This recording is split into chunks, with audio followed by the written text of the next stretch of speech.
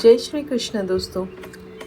आइए हम अपने श्री कृष्ण लीला की चर्चा को आगे बढ़ाते हैं। तो दोस्तों, अब वक्त था पूतना वध का। कंस को तो कहीं ना कहीं ये विश्वास हो गया था कि उसके खिलाफ कुछ ना कुछ तो देवी षड्यंत्र तो रचा ही गया है। तभी तो देवकी की 8वीं संतान किसी और के गर्भ में चली गई। तो उसने अपने काल को समाप्त करने के लिए कि जहाँ भी उसका काल पल रहा है, तो उस संतान को खोज कर, देवकी की जो 8वीं संतान है, उसको खोज कर उसकी हत्या करने की सोची। तो इसके लिए उसने भयानक राक्षसी पूतना को बुलाकर आज्ञा दी कि मथुरा या आसपास के क्षेत्र में सावन के महीने में जितनी भी बच्चे हुए हैं, उसमें से कोई एक बच्चा तो है जो मेरे जीवन को अंत करने के लिए जन्म लिया है, तो तुम उसे जाकर उस बच्चे को समाप्त कर दो। पूतना ने कंस की बातों को माना और फिर मथुरा की तरफ, गोकुल की तरफ जा पहुंची। उसने अपने स्तनों में विष का लेप लगा लिया था और बहुत सुंदर एक स्त्री का रूप धारण कर लिया था।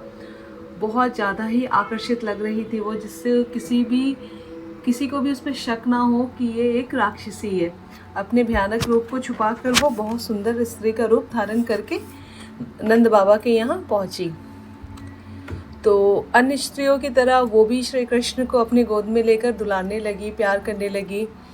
रोहिणी और यशोदा भी वहीं पे मौजूद थी उस वक्त, और वो दोनों भी उसकी रूप के ऊपर इतनी मोहित हो गई कि उसकी चिकनी चुपड़ी में बातों में आ गई और थोड़ा भी उस पर शक ना करा। तो जैसे ही यशोदा माता किसी काम में व्यस्त हो जाती है, तो पूतना जो घर के भीतर थी वो मौका पाकर कृष्ण को स्तनपान करवाने लगती है, जिस पे उसने विष का लेप लगा रखा था। तो श्री कृष्ण भी कहीं ना कहीं श्री कृष्ण तो पहचान गए थे कि ये राक्षसी पूतना है, फिर भी उसके मन का मतलब एक बोलते हैं ना, आदर रखने के लिए कि ये मुझे स्तनपान करवाना चाह रही है, तो कहीं ना कहीं उसकी बात का आदर रखते हुए उन्होंने स्तनपान भी करना शुरू कर दिया। लेकिन इस राक्षसी का वध करना भी बहुत ज़रूरी था, तो इसलिए उन्होंने इतनी ज़ोर से स्तनपान किया कि स्तनपान के साथ साथ उन्होंने उसके प्राण भी खींचना स्टार्ट कर दिया।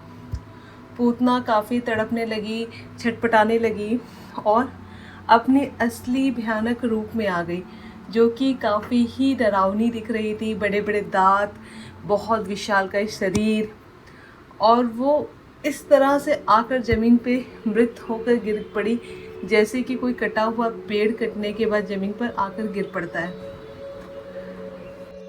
तो इस प्रकार भगवान श्री कृष्ण ने पूतना को राक्षसी जीवन से मुक्ति दी। आगे की कहानी हमारी अगली वीडियो में जारी रहेगी। आपको हमारी कहानी कैसी लग रही है हमें ज़रूर बताएं। तब तक के लिए जय श्री कृष्ण।